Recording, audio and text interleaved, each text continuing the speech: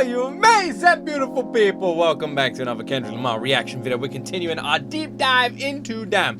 My word, we've been teased something big, like a big reveal is on the horizon with this one, and I'm actually surprised that there could be anything more big, because every single song and the entire concept of this album, the reversibility around it, as well as the literally back and forth between Wickedness and what was it, freaking Wickedness and like goodness, pretty much, like what wasn't that, Wickedness and weakness, like it's just brilliant.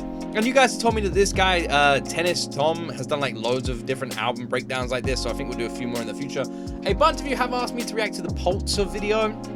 If you all really want me to do that, we can do that as well, but I will have to chop it up into 2 parts before we then move on to the next album reaction. There are still a few more live performances you guys have asked me to react to, so I don't know, maybe we got like a little bit of break before we jump into the next one. Let me know. I'll read the comments on this video. I'll see what you guys all want. But for now, I'm gonna stop talking. Please like the video to support it, and please subscribe to the channel for more. Please like the video, by the way. I get like 300 comments on these videos and like 500 likes. Please like the video. It really helps the algorithm. Anyway, let's jump into my first time ever reaction to Kendrick Lamar's Damn, Fully Explained Part 2. By getting rid of all his sins. Here we go. Ah, there he is. Kung Fu Kenny. XXX is all about painting a very poor picture of America in general. It's not for nothing that the first verse is cut off in the intro, showing a poor understanding of America's problems. The first verse talks about the mindset of young black men growing up in poverty and crime-infested areas, basically saying that in harsh situations, they're gonna find a way to survive. But if you take the gratitude from them, they'll become ruthless and willing to kill. I chip a nigga, then throw the blower in his lap. Kung Fu Kenny, am I right? Then we get introduced to a character by the name of Johnny. Johnny don't wanna go to school no more. But instead wants to be a rapper like his big cousin.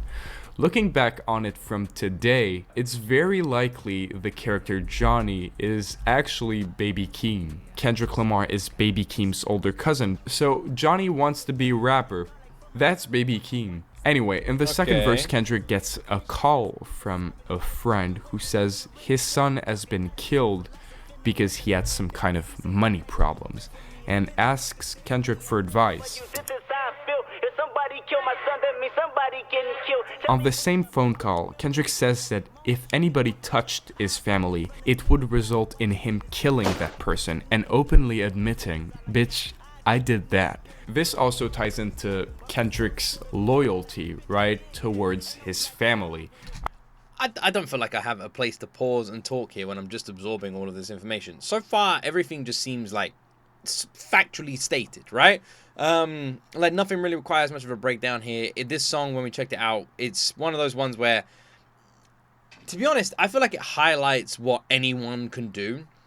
And I think that's maybe a bit of the point in it, is basically showcasing that when you have these people who are raised in like poverty, like was referenced there, or raised in like harder neighborhoods or anything like that, that they're not given any kind of tools to properly better themselves in life, and they find ways to survive, which usually meaning going down a crime route. And then Kendrick literally saying, like, even when Kendrick's in his position, if someone kills his son, then someone's getting killed, you know, going back to the family sort of thing of it. So basically just saying that even in that position, that like that darkness is still there, you know? And it's the situation that creates that darkness, or that grows that darkness and makes it that you can never leave it. The situation where you're born, where you grow up, and that is obviously being a reference to America's system just being broken. I'd rather you trust me than to love me. But then Kendrick abruptly ends the call by saying he has to speak at a convention. Chip a nigga, then throw the blower in his lap. Matter of fact, I'm about to speak at this convention, call you back.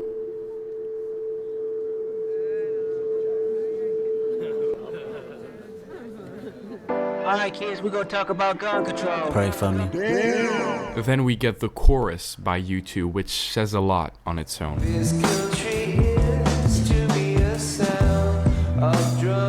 This first line is probably referring to the US in general, which is not only associated to a place, but also an idea, the American dream. However, he then follows with the phrase, "You close your eyes to look around."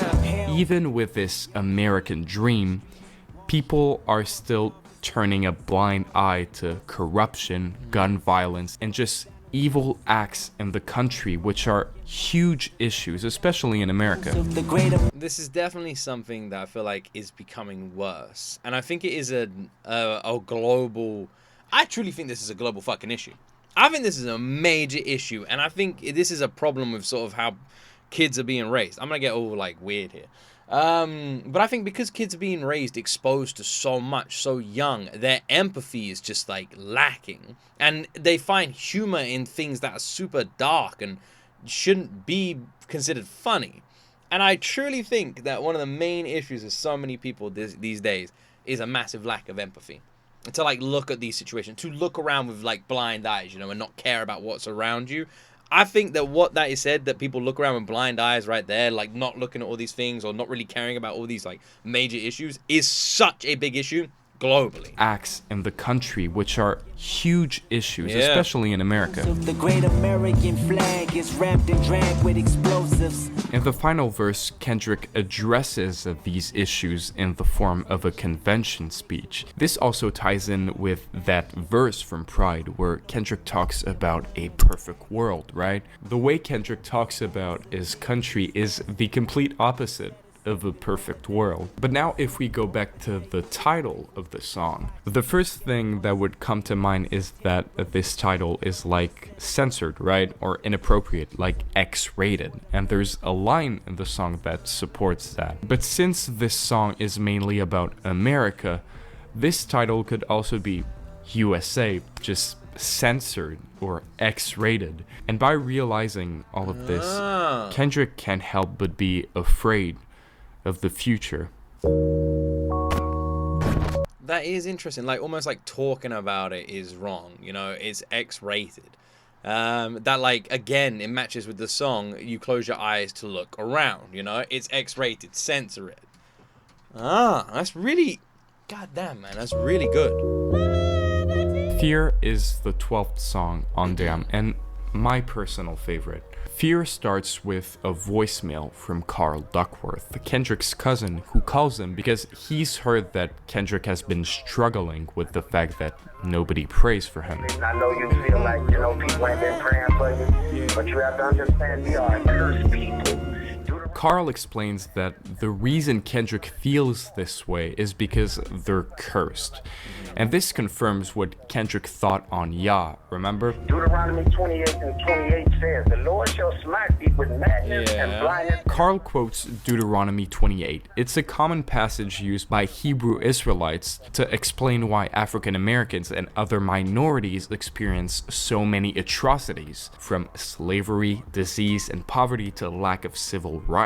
Hebrew Israelites believe that Africans, Latinos, and Native Americans need to embrace their true identity as God's people in order for their punishment to subside. So until Kendrick... I will never get involved in any kind of issues that I have no place getting involved in. But I will ask one question about this.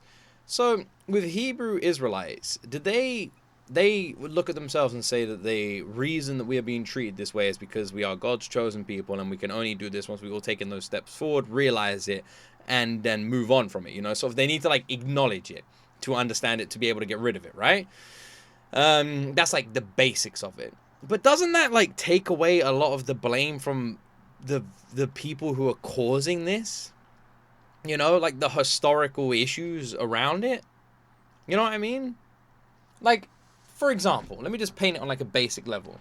If I walked out the house right now and someone punched me straight in the face, and then instead of blaming that person, I blame a higher power for putting me in this situation, doesn't that make that person blameless? Or like even innocent in their actions? It puts the blame on me. Doesn't that seem bizarre? I don't know. Am I missing something here? Maybe I'm missing something. I do apologize if I've offended anyone with that statement. All I was saying is I feel like that person is in the wrong. And in this situation, historically, there's a lot of people in the wrong. And I feel like they need to be like brandished as in the wrong for wrong actions, not ignored. I don't know if I'm missing something there. In order for their I do punishment apologize. to subside. I'm ignorant to this, so until feel free to Kendrick educate me on the follows situation. these commandments, he's gonna feel cursed. Why God do I gotta suffer? But then we get a verse from Kendrick sung backwards. This is actually the verse that was just sung normally before that. Why God do I gotta suffer? But this is there for a reason, guys. That means we're going back in time. We are? We are? In 1994, Kendrick was 7 years old, living with his father and mother in a rather abusive setting. I beat your ass, keep talking back. I beat your ass, who bought you that? Kendrick's worst fear as a kid was his mother violently punishing him for his actions. Whether it was for crying in public or him jumping on the couch, his mother would tell him, well, do that, and I'll beat your ass. As Kendrick's mother becomes more... Oh, dear. You know what's funny? It's not even funny. Funny is, you know what? It's funny to us. How many people watching this literally are just like, yep. How many people watching this right now going, uh-huh? My dad never raised a hand to me, ever. I will never raise a hand to my children, ever. They're tiny. They're tiny little things. My kids are tiny little things. What kind of man would hit this tiny defenseless thing? I'll never raise my hands to my kids. My mom, on the other hand, my mom and my dad broke up when I was very young. I have two sisters. My sisters are from a different dad, and I have a brother who's from the same dad. My sisters are both older. My brother is younger. We all live together. We all live with my mum growing up. We're all quite closely like in the same age. When my dad and my mum broke up, my mum decided to take a lot of that frustration out on me. So yeah, my sister's not so much, my younger brother not so much, but I'm just saying, that's why I was saying, it's funny. It's funny. You look back at it now as an adult, you're like, haha, it was funny. But damn, as a kid, it wasn't funny. So what I'm saying is I feel Kendrick here a little bit. And I imagine a lot of you, sad to say, feel it too. I mean, it was a bit more common back in the day. Well, do that, and I'll beat your ass. As Kendrick's mother becomes more and more aggressive with time, she says, Nice that my kids will never ever know this. as Kendrick's father is the only one who could protect him from his mother. In fact, Kendrick's father was really around during his youth, and he looked up to him a lot. Nigga, you gon' fear me if you don't fear no one else. This concludes the first verse out of 3 on the song Fear. Each verse representing... I really feel like that parents who... In my experience, the most aggressive kids that I knew growing up, the kids who would always like resort to violence and fighting, were the kids that were beaten by their parents. And in my experience, it is like a repeated cycle that basically you teach your kids that violence is the answer to problems. That's what it does. That's all it does. You hitting your kids teaches them that's how you respond to a situation. First verse out of 3 on the song Fear. Each verse representing the worst fear of Kendrick at a certain age. The second verse, however, takes place 10 years later. In 2004, Kendrick was 17 years old, still living in Compton and taking part in gangs and illegal activity. Like in the first verse, Kendrick only mentions one fear: death. I probably die anonymous, I probably die with promises. Kendrick is terrified of dying from really anything, with each line speculating on a way he could die at that age. Maybe it's gonna be from being shot at by police officers, or maybe just because he's young and living in a high crime rate neighborhood. I probably die because that's what you do when you're 17. This concludes the second verse on Fear, God, and that now line we get is so to the fucked last up. verse, once more, 10 years later. Another skit. In 2014, Brilliantly Kendrick was well written. 27 years old and was So working good. on his album T-Pab. With this newfound fame, Kendrick not only had one fear, but many, many more. When I was 27, I grew accustomed to more fear. Among others, his biggest fear was losing it all as a famous rapper. Remember, Kendrick thinks he's cursed, so he doubts why God would lend him all this fame and money, thinking it's just a joke. All this money is God playing a joke on me. And he finally says this. Wondering if I'm living through fear or living through rap. Damn. This is literally referring to the first line of the album. Kendrick wonders on this album if he's still alive because of fear and weakness, or because of his rap career and his wickedness.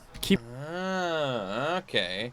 So literally wondering if it was just like his like desire, his motivation, his goals that carried him through there, or something else. I apologize if this reaction seems a little bit more quiet than my last one. I'm gonna be real. I'm just taking this all in.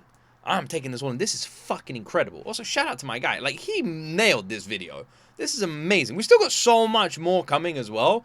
What a fucking incredible video. What a fucking incredible album. That in mind. Until you come back to these commandments, we're going to feel this way. We're going to be under this curse. All in all, Fear is an eye-opening track for Kendrick, where he reflects on previous events in his life and decides to finally change his ways. I love you, family, and I pray for you. God bless you. Shalom.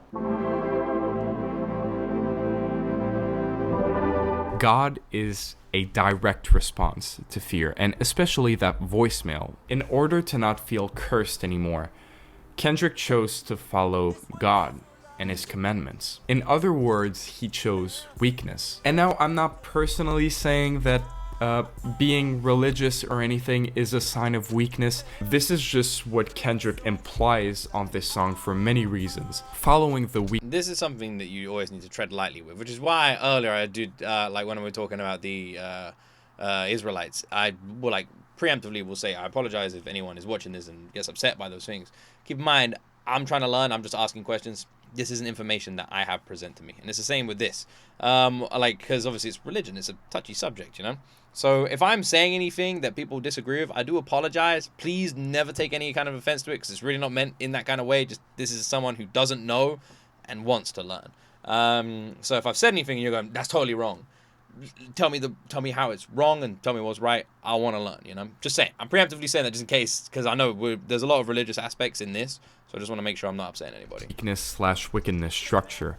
God is a weakness song. Also, it's interesting that when you read the last two tracks together, it forms the phrase fear God. And that's not for nothing, because there's a sense of weakness and fear coming from Kendrick on this song. Don't judge me, my mama caught me with a strap. Kendrick is repeatedly saying, don't judge me, before mentioning a bad thing he's done in his life. Like a confession.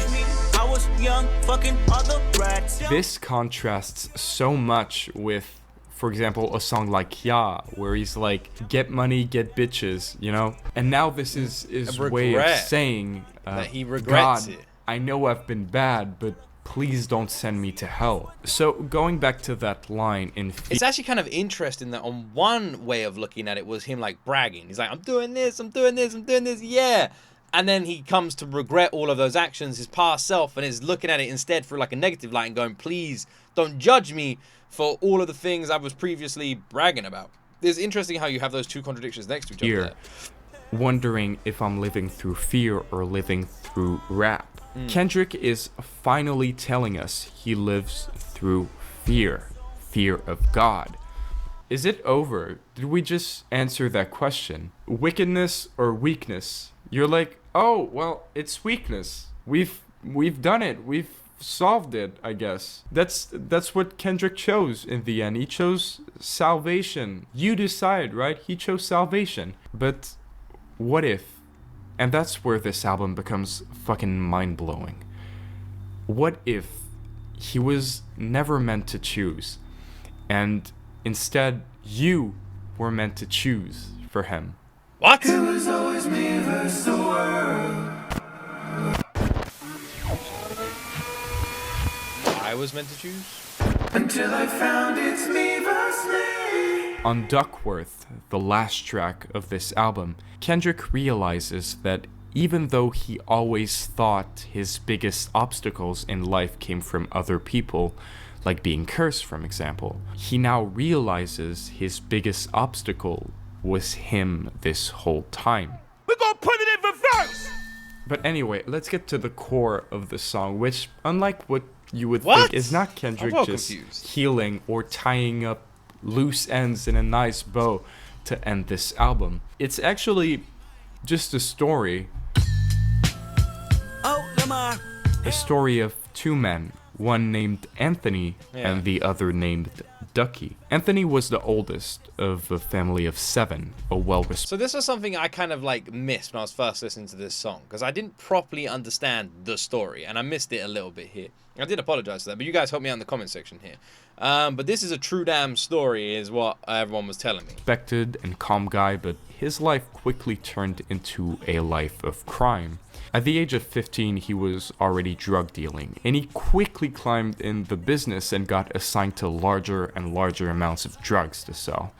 And that's when he was approached by cops. The cops were suspecting he was part of some illegal activity and suspicious. told him, you know, you seem like a good kid. Maybe you could help us out as a confidential informer. Oh. Go in deep cover, figure out what's the whole operation. However, Anthony was loyal, so he said no and just went back to KFC to get something to eat with his homies. At this KFC, there was a guy that worked the window there. That guy was Ducky, a rather nice and social guy. He also came from the streets, but now had a young son. He was actually working pretty hard because he had a goal. We've been in that his living room son before. to college, obviously, as it's pretty expensive, especially in the US. But he's not the only one who needs money. Anthony does too, but he didn't plan to work for it. He just planned to rob it. Rob the KFC. However, Ducky was aware of that. Not only he came from the streets, but Anthony had robbed the place a few years ago. And even Wait, Ducky knew? Ducky knew? He was aware that Anthony wanted to rob this place? That part? What? knew He he knew? shot a random customer there. Of course, he doesn't want Anthony to rob it again and maybe risk his life for that job. He's got a son, he needs to go to college, right? But at the same time, he's just a drive-through worker. What is he gonna do about it? That's when Ducky thought, I'm gonna try and get on their good side. See, Anthony came often to that particular KFC, and every time he went to the drive-thru, Ducky thought about it and said, I gotta do something about this. So he just thought, well, have some free chicken, extra biscuits on the house every time he went through. And believe it or not, that worked. Anthony became so fond of Ducky that in the end, Anthony didn't even rob the place. I love that. That man. I love that story so much. I love that this dude was literally just like, you want some free chicken? Let me tell you a little story, okay? When I was younger, like I said, I had a brother. I grew up in a house with 2 older sisters. My oldest sister would have boyfriends. My brother and I were quite judgy. And I remember one day she brought a boyfriend home. And he came through the door, and my brother and I were sitting in the living room, and he came in, and we just looked at him, and he was like, hey guys, it's lovely to meet you. And we were just looking at him, and he went, so yeah, have you guys eaten yet? And we were like, no. And he's like, do you guys want pizza? I'm ordering a pizza. Would you guys like some pizza? Loved him. Done. That was my guy. Marry this dude. Anyone, he came through the door, and he bought us a takeaway pizza. My brother and I sitting there with Domino's after. I was like, this guy is the fucking best. That's all it takes. Food is the cure. It's the cure for everything, man. That is the cure. That was it. Done. I like that guy. When they broke up, I was really upset. I saw a good future with that guy. Even robbed the place. That man, That's a true story, by the Ducky, way. was actually Kendrick's father. And Yeah, 20 you guys years told me later, this. You guys told me when this. Kendrick was signed Crazy. to Anthony's label, It's Top Dog crazy. Entertainment, It's crazy. and entered a recording studio with his son Kendrick, just to see Anthony sitting there again. It's crazy. They couldn't help but burst out laughing, because they realized something. If So Kendrick's crazy. father didn't do what he did, and Anthony had robbed the KFC, Simple killing kindness. everyone inside, including Ducky, Anthony may have been arrested for murder and never could have started his label, Top Dog Entertainment. So Kendrick would have never been a rapper and would have I don't think it's just that Anthony could have been arrested. I imagine that the stuff around the dad probably wouldn't have been that good either, you know? gone further into the cycle of gang crime and death that he barely avoided. Exactly. Even though it's a fucking insane story, It is. why include it as the final track on Damn? Well, when you think about it, this story breaks the curse of Deuteronomy. It breaks the curse of Deuteronomy that Kendrick is so affected by. These two guys, Anthony and Ducky, found a way to navigate a situation without conflict, without acts of wickedness. Ducky and Anthony's good karma made Kendrick's success. Kendrick became Kendrick Lamar the rapper because this curse of violence was broken for once. And honestly, it could end there, right? Kendrick has decided to live in the light of God, even if it means... I am a sucker for karma, I'm gonna be honest. I truly believe that there is this. I'm not a religious guy. I would say I'm a bit spiritual, maybe. But I'm much more of like just an energies kind of person, you know? An energies. I don't know if I call it like a gut feeling or some sort of way that the universe works or something, you know? But I do feel like there's something. I feel like there's some kind of energy out there. And I think you can feel it. You know, I think you really can. I think you can like feel like the universe directing you down different paths and encouraging you down different things. And I think you can feel yourself pushing against it sometimes, right? Like I got a bad feeling, but you keep going through with it. I think like there is a force. And I know I might be saying crazy here, but that's what like here with like the karma aspect. I really feel like everything kind of works in a balance. Like this will happen in my life. I'll get a load of good news in like 1 week, and in the following week will be shit, and I'll get bad news and that sort of stuff. And I feel like that's just because the universe balances itself out that way, you know? Like you'll get an extra bit of money from somewhere, then you got to pay an unexpected bill, and blah blah blah. And there's two ways of looking at it. The money was taken away by the bill, or the universe gave you the money you'd need for the bill, you know? So yeah, but I see like balances and karma and that sort of thing. You do good things come back. I do. So I find this incredibly interesting. Living in weakness because he realizes that wicked acts could have forbidden him from being who he is today. It could end there, but it doesn't. Life while I grew up without a father and die in a gunfight. And then we hear a gunshot, followed by the song Duckworth, just reversed. But it doesn't end there. So I was taking a walk the other day.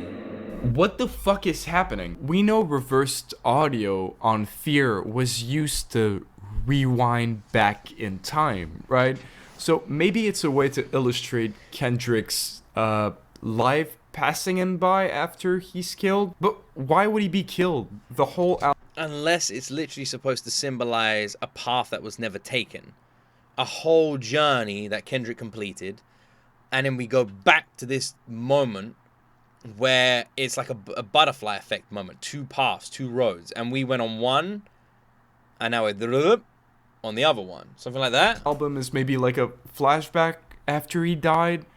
But still, it doesn't make sense. Let's hear what Soundwave, Kendrick's closest producer, has to say about this album. The album is half the battle. The real battle is making everything cohesive. That's the most challenging part. But the funnest part for me and Kendrick, we'll sit there for hours eliminating songs that are so amazing because they don't fit.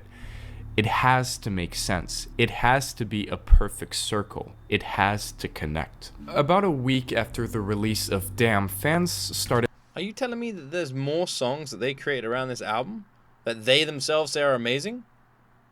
Where the hell are these songs? Because I think I speak for everybody when I say I would really like to listen to those songs. Pick up on some clues left on the last track of the album, Duckworth, especially about the concept of reverse things. We're gonna put it in reverse! So, what if we played the album in reverse, like the audio, for example?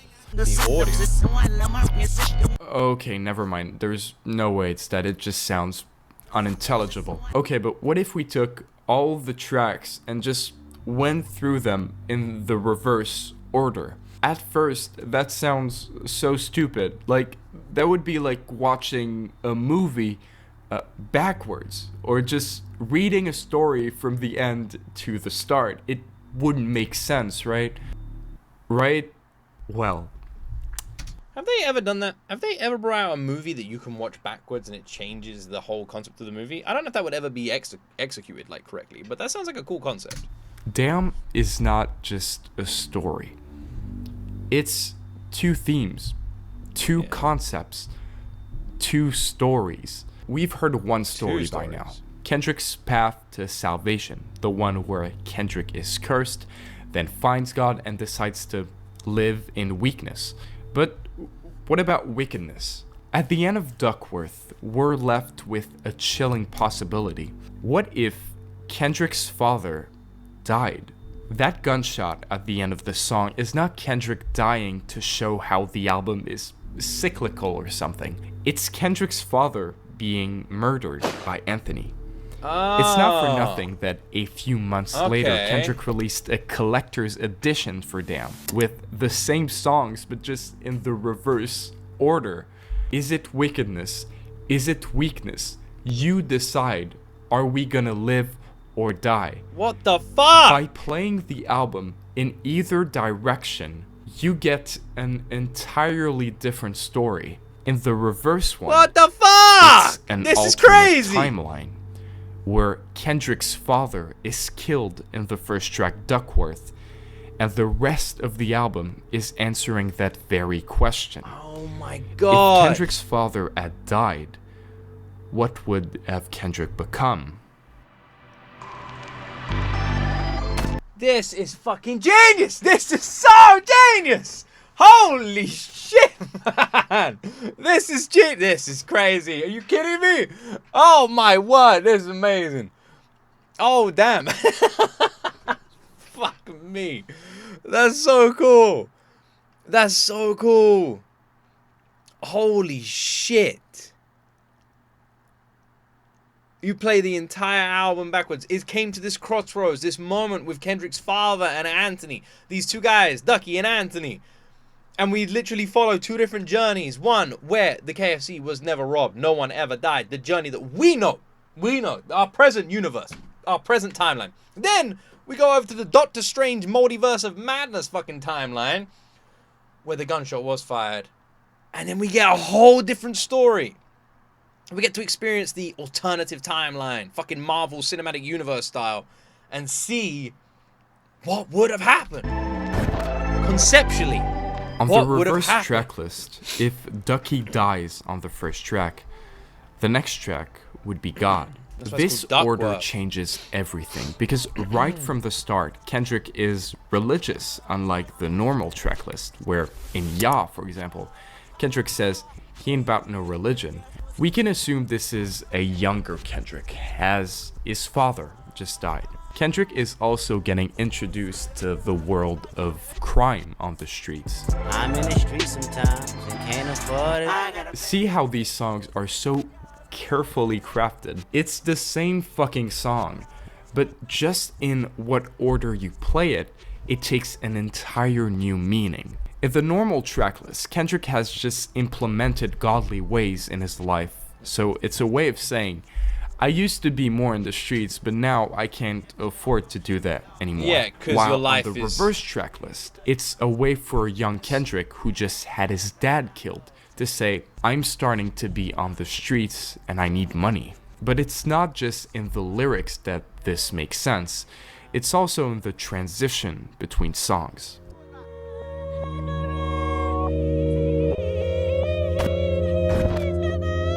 With the death of his father, Fear takes on an entirely new meaning. The voice call from Carl where he says nobody has prayed for him, I know you've been having a lot on your mind lately. that could refer directly to the death of his dad. If you Yeah. remember, the verses on this song are separated into 3 ages. Kendrick at 7, at 17, and at 27. And it's interesting that Kendrick's father is only mentioned in the first verse, where Kendrick is 7 years old. You better not run to your father, because at 17 or 27 in this theoretical timeline, he's dead. This is also an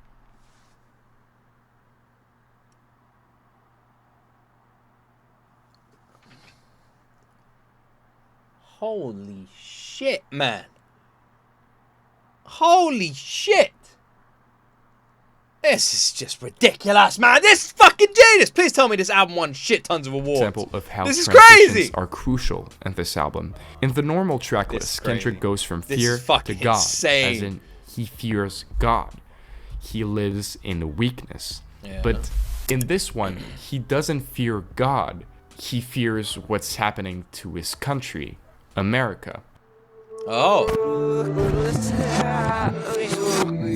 XXX is the first appearance of Kung Fu Kenny in this new tracklist, but it's also the first time we see a glimpse of what Kendrick is becoming as a result of not having a father.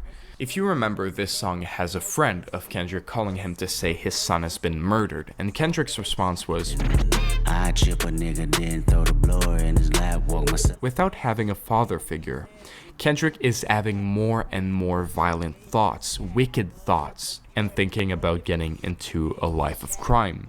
He's slowly becoming Kung Fu Kenny. And now we get to Love, a relatively God damn. nice song talking about what Kendrick would do for his significant other and how Yeah. he loves them. Remember the beginning of the song, Love or Lust? Love and lust. In the normal tracklist, Kendrick is on a path to salvation. Yeah. He goes from lust, a purely sexual desire, Yeah, he's a horny ass teenager doing horny ass teenager stuff, you know? Sure, makes sense. Sure. to love, a heartfelt connection. Finds the one, settles But down. on this The tracklist, journey most people go on. it's the opposite. In this tracklist, instead of getting How do you rid do of this backwards, sins, then? he's committing sins. Hence why this is Kendrick's path to wickedness. I need some water.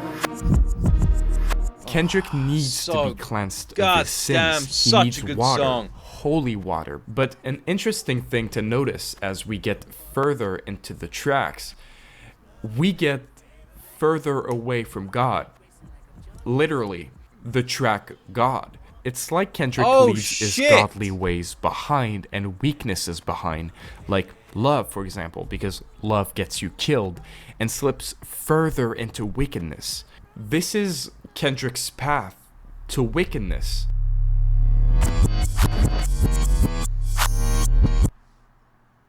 Oh, damn.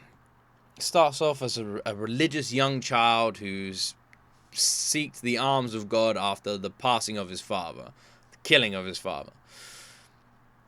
But as he needs money, as he's sort of corrupted, as he's grown up in this timeline without his dad's influence or anything like that, or help or anything, he gets rid of anything in his life that would give him some kind of grounding or attachment, including love, and goes into this dark path. It's so fucking brilliantly well written. It's insane. As humble It's in insane the original it's insane how good it works going backwards.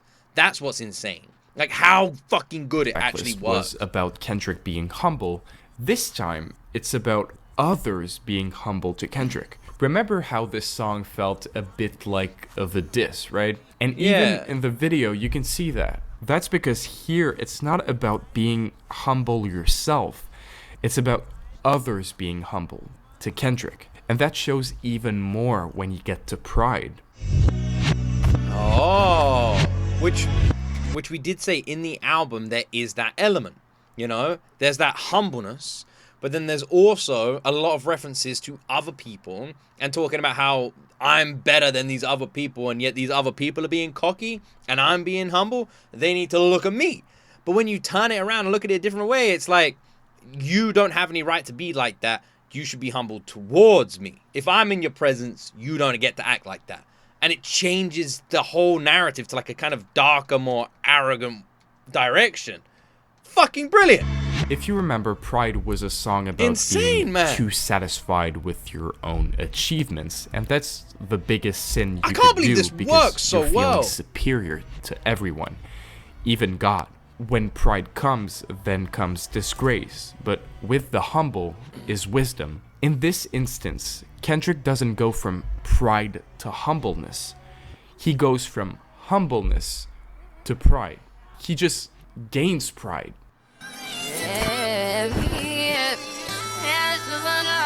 Remember that video for Loyalty?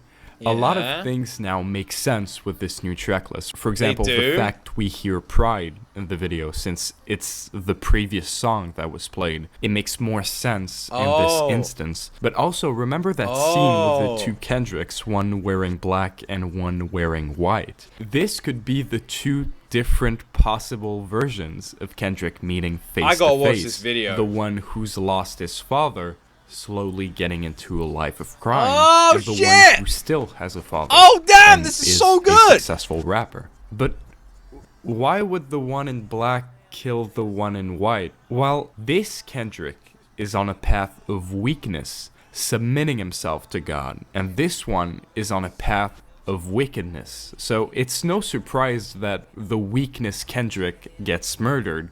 He's weak. This is really the part of the album where we see this new Kendrick is getting deep into a life of crime. Here, Loyalty takes an entire new meaning, because in the normal track list, it's about people around Kendrick to be loyal to him because nobody prays for him, if you remember. But on this track list, nowhere in those previous songs he's mentioned that nobody prays for him.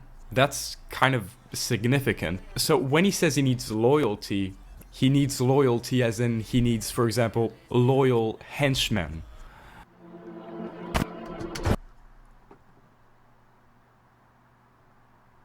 The thing that is blowing my mind so much about this, right?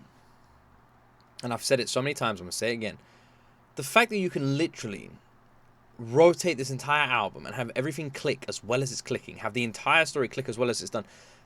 Do you understand how much, like, effort they must have put into that? Like, how brilliant the writing is that they were able to do that. That they were able to fully reverse this album and have everything work, everything click, everything flow.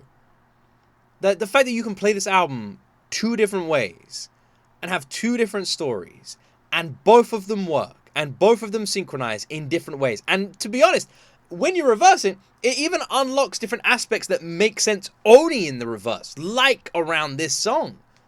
Loyalty, like literally showcasing that with the opening of Pride at the beginning.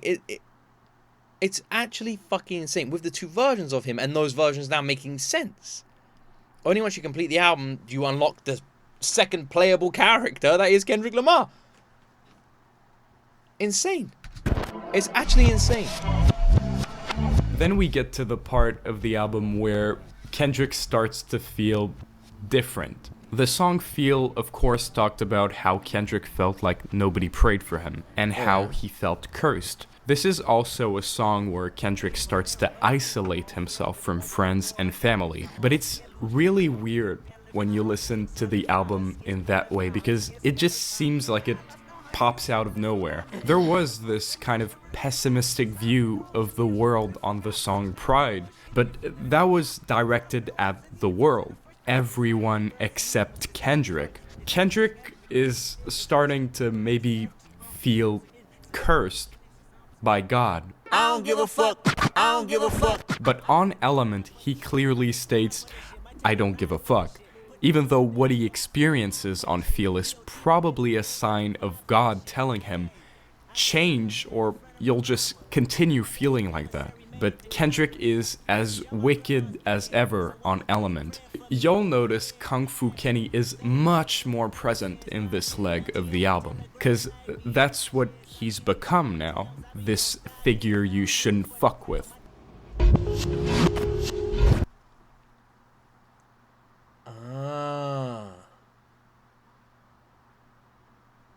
That actually makes a lot more sense, because Kung Fu Kenny is barely present at the end of the album when you listen to it the normal way, or the way we listen to it. See what I mean? That is crazy. This is fucking insane. I'm not even joking. This is blowing my fucking mind.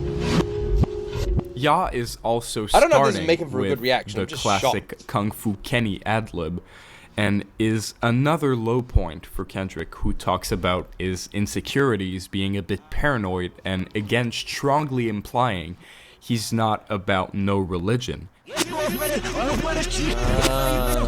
DNA is the second to last track on this reverse tracklist because it really wraps up this album in an interesting way. Everything is stripped off Kendrick until all that remains is his DNA and what's in it, which is mostly negative, like a big ball of anger. It's ironic that the normal tracklist starts with a Kendrick that has nothing but aggressiveness and sin inside of him, but ends up healing himself. And the reverse tracklist is the complete opposite.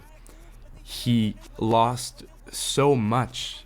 His father, his faith in God, love, humbleness, and all he's left with is lust, pride, and what's in his DNA. And keep in mind, this is all because he's lost guidance. His father wasn't there to raise him. So to me, it's like he's just become this cartel head, right? Or something.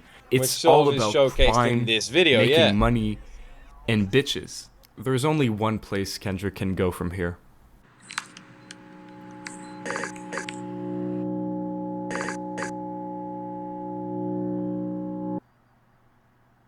At the very beginning of this video, I told you a story that didn't really make sense. And honestly, I apologize because I don't like to leave you guys in the dark for too long. But right now, it makes sense more than ever. In the story, Kendrick was taking a walk and saw a blind woman looking for something on the sidewalk.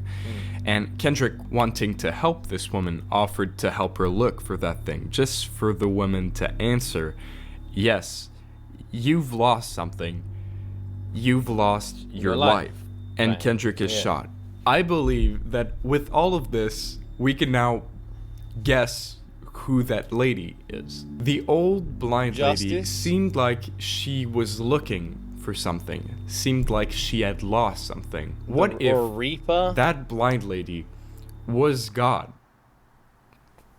Stay with me. What if that lady was God and was just looking for Kendrick in order to kill him? And here's my reasoning. There is a goddamn line in Ya that to me is so obvious it's related to this story.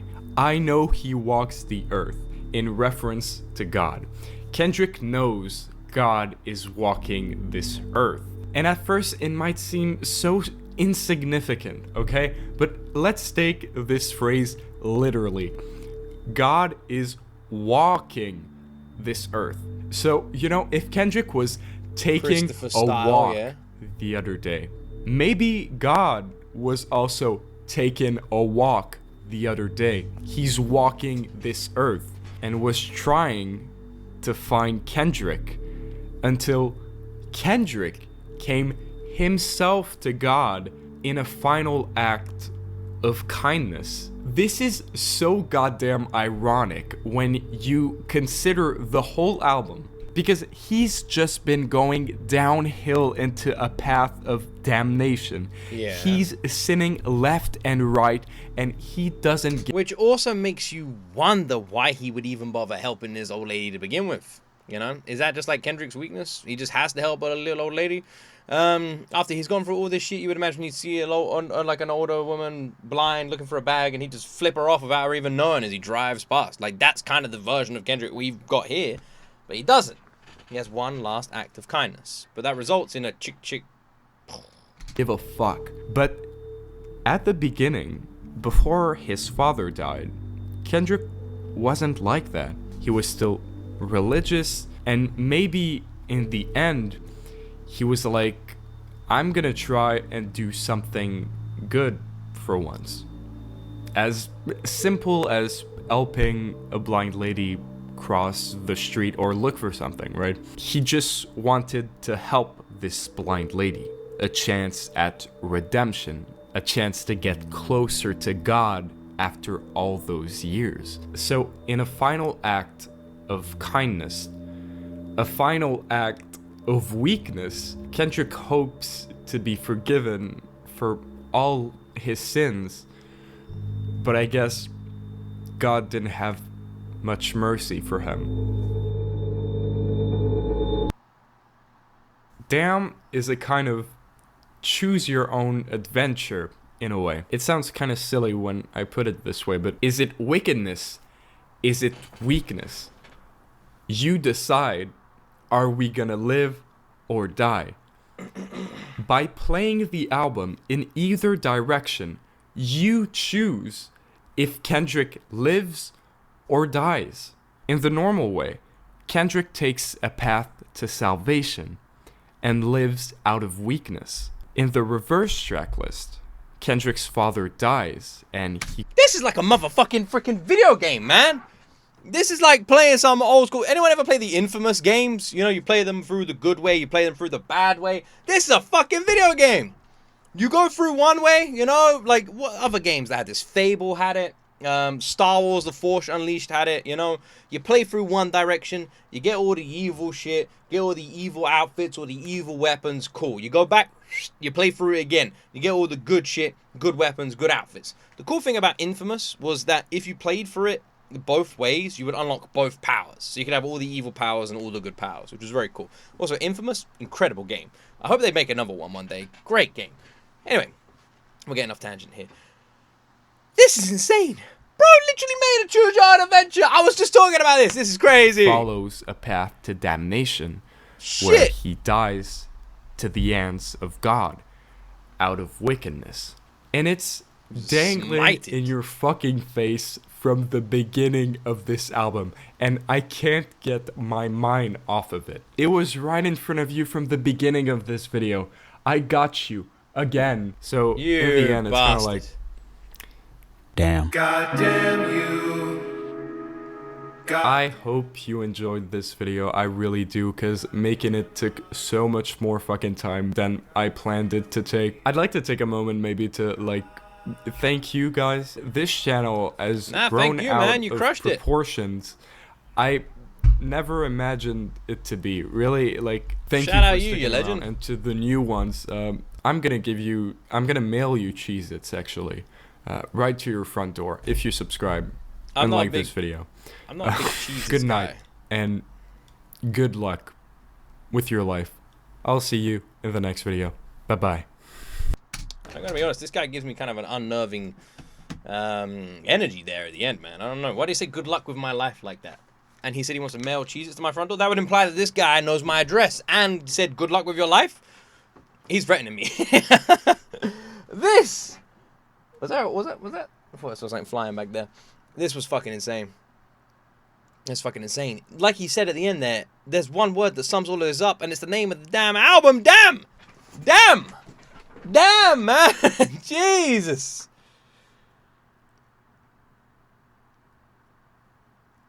You play this whole album in reverse, you have a completely different storyline around our main character. Some of you may have heard of him, he's called Kendrick Lamar.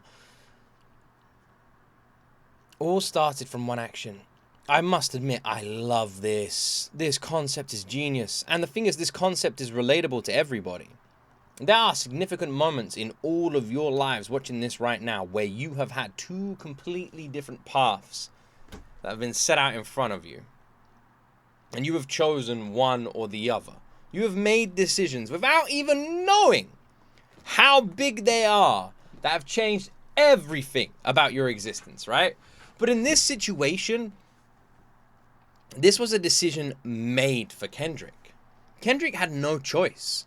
This was a decision made by other powers, other people, other factors that shaped his own existence. He had no say in the matter. None whatsoever. He was given this life, and that was it. I think that makes it so much more scary as well, because again, if you compare it to yourselves, ourselves, There are going to be tons of situations where our parents or people we know or someone else, it could be as simple as a car accident, where someone else, something else, changes your life without your permission, without you even realizing it's been changed. And how crazy is that? This whole album showcases that. It started off at one point, and it, like in like a Hollywood movie, this is the moment. This is the moment we come back to this point. Two different things could happen, two different path lines, and off we go from that point. It's crazy. It's crazy because of how true it is. It's crazy because of how real it all could be. And it's crazy how well it all worked. I am so impressed. So unbelievably impressed by this. Damn truly is one of the best. Man, I say this about every Kendrick album I react to. I'm getting it. I understand. I truly do. When so many people praise Kendrick and talk about how great Kendrick is, this is why. This literally in front of us is why. It isn't just because this man is an incredible rapper, has incredible flow, has incredible lyricism and skill. It is because there is something different about Kendrick. And this is the something different. This isn't someone who just approaches this music because he just wants to showcase that he has the best rap skills in the game. This is someone who approaches this music because he wants to make music that is going to blow your fucking mind. And he wants to put the level of effort, detail, and time into it that is going to make it worth it. You know? Like if you were building a house, someone who built a house in 10 minutes or spent like 10 years. That's what we're seeing here.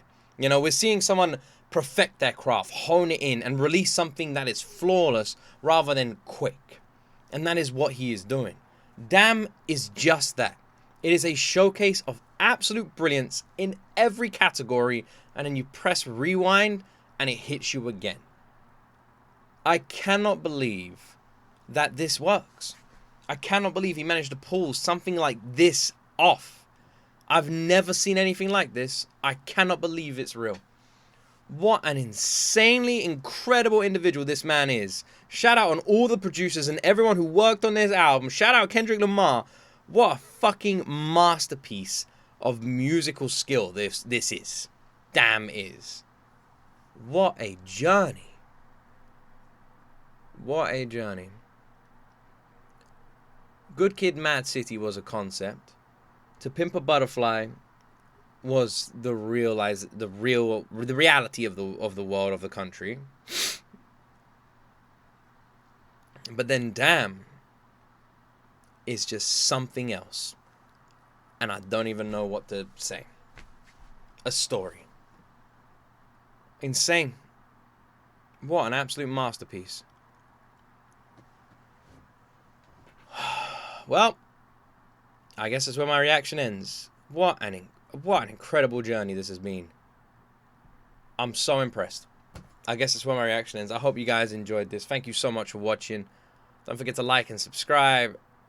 Have the best damn day ever. I love all of you wonderful people. Thank you so much for your support on this journey, because it has been an incredible journey and we still got so much to do. Anyway, that's where my reaction's ending. As always, my friends, you will see me in the next video.